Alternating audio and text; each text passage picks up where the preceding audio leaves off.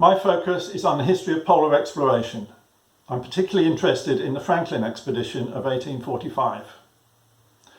In the spring of that year, when the young Queen Victoria had been on the throne for just 8 years, 2 Royal Navy ships, HMS Erebus and HMS Terror, left the River Thames.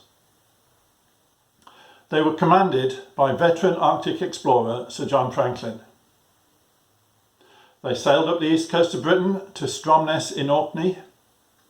Then, skirting Iceland, they went up to the west coast of Greenland, where they anchored and topped up their supplies from a transport ship which had accompanied them.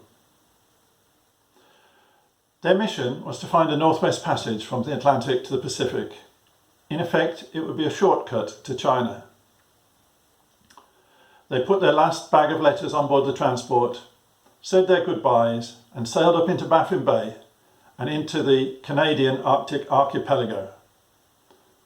They were never seen again, by their countrymen at least. Dozens of rescue expeditions were sent out over many years. They didn't find them, but as a byproduct, all of the Canadian Arctic islands were added to the map.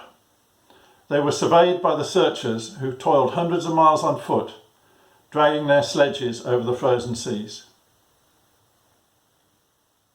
It would be 170 years before Erebus and Terror would be seen again. The wrecks were identified by Canadian government underwater archaeology teams in 2014 and 2016 respectively. Scott of the Antarctic is much better known than Franklin. Scott perished in a party of 5 men who were found the next spring. Basically, everything is known about them. In contrast, Franklin's expedition was 129 men. A few scattered bones and relics have been found, and a single written record has been recovered, but piecing together the full story is still very much a work in progress. So in a nutshell, that's the Franklin expedition.